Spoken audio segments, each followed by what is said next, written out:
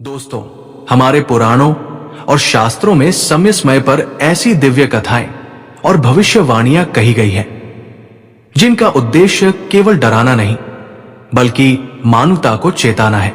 ये भविष्यवाणियां हमें ये बताती है कि जब मनुष्य धर्म से भटक जाता है, जब उसका जीवन केवल धन दौलत और भौतिकता में डूब जाता है, तब प्रकृति स्वयं संकेत देने लगती है।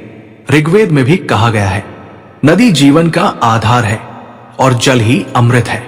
पर जब ये जल ही सूखने लगे तो ये इस बात का संकेत है कि मनुष्य अपनी सीमा पार कर चुका है।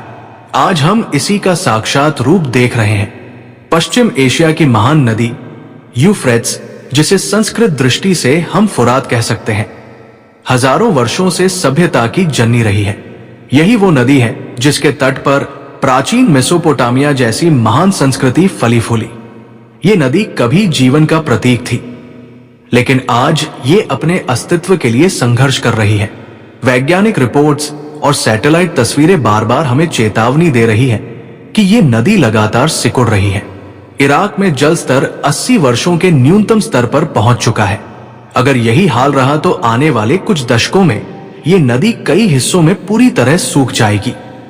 सोचिए, जिस जल ने हजारों वर्षों तक जीवन दिया, वही अब मरुस्थल बनने के कगार पर है। और यही वो क्षण है जिसे हमारे शास्त्र कलयुग के भयानक लक्षण बताते हैं। पुराण कहते हैं, जब कलयुग गहराएगा तब नदियां सूखेंगी, खेत बंजर होंगे और मनुष्य लोभ में अंधा होकर एक दूसरे का विनाश करेगा। दोस्तों, यही सबसे बड़ा खतरा है। जब किसी नदी के गर्भ से सोना या खजाना बाहर आएगा तो क्या होगा? इतिहास गवाह है कि सोना हमेशा युद्ध का कारण बना है। महाराष्ट्र के किले, सोमनाथ का खजाना या फिर विश्व युद्धों की जड़ में छिपा सोना, हर जगह इंसान ने खून बहाया है। कल्पना कीजिए, यदि सच में एक सोने का पहाड़ धरती पर प्रकट हो जाए तो क्या मानव जाति संयम दिखाएगी या फिर लालच में अंधी होकर भाई भाई का खून बहा देगी? शास्त्रों का कथन स्पष्ट है, यह खजाना कोई वरदान नहीं होगा, यह मानवता की सबसे बड़ी परीक्षा होगी। क्योंकि असली खजाना सोना चांदी नहीं बल्कि धर्म, ज्ञान और आत्मसंयम है। लेकिन दुख की बात है कि आज का मनुष्य ये भूल चुका है। बड़े बड़े देशों के बीच जल पर युद्ध शुरू हो चुके हैं, ग्लेशियर पिघल रहे हैं, नदियां सूख रही हैं और लोग एक दूसरे से जल के एक बूंद के लिए लड़ने लगे हैं। अगर कल को सचमुच धरती के भीतर से कोई विशाल खजाना निकलेगा तो दुनिया की बड़ी ताकतें उस पर टूट पड़ेंगी। ये केवल स्थानीय युद्ध नहीं बल्कि वैश्विक युद्ध होगा। शास्त्र हमें चेतावनी देते हैं कि इस युद्ध में 100 में से 99 लोग नष्ट हो जाएंगे। सोचिए, ये कितना भयानक होगा। हर योद्धा यही सोचेगा, शायद मैं ही वो एक हूं जो बच जाऊंगा और ये खजाना मेरा होगा। लेकिन ये खजाना उसे क्या देगा? सिर्फ विनाश, सिर्फ रक्तपात, सिर्फ अंत। सनातन धर्म सदा से कहता आया है, धन से बड़ा धर्म है, सोने से बड़ा सत्य है और खजाने से बड़ा आत्मसंयम है। दोस्तों, ये कथा हमें केवल डराने के लिए नहीं बल्कि जागरूक करने के लिए है। जल ही जीवन है, इसलिए नदियों को बचाना हमारी पहली जिम्मेदारी है। प्रकृति के संसाधन ही असली खजाना है, इन्हें संभालना ही सच्ची पूजा है और लोभ से दूर रहना ही सच्चा धर्म है।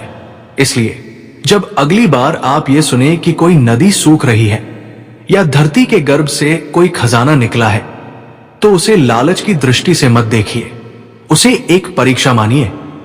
क्योंकि वही मनुष्य विजेता होगा जो सोने के नहीं बल्कि धर्म और संयम के मार्ग पर चलेगा। तो दोस्तों, इतना ही था हमारे आज के इस वीडियो में।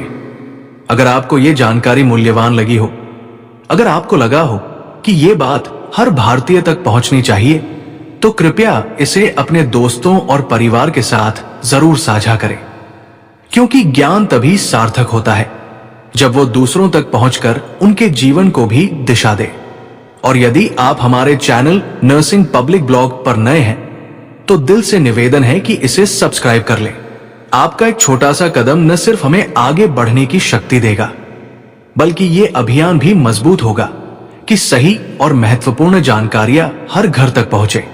हमारा उद्देश्य केवल वीडियो बनाना नहीं है, बल्कि एक ऐसी चेतना जगाना है जहां हर इंसान सच को जाने, धर्म और संस्कृति के महत्व को समझे और एक बेहतर भविष्य के निर्माण में भागीदार बने। तो आइए इस यात्रा में साथ चलें। वीडियो को लाइक करें, शेयर करें और कमेंट करके हमें बताइए कि अगली बार आप किस विषय पर सुनना चाहते हैं। हम फिर मिलेंगे एक नए, ताजा और ज्ञानवर्धक वीडियो के साथ। तब तक अपना ख्याल रखें, अपने परिवार को सुरक्षित रखें और सबसे जरूरी, मुस्कुराते रहिए।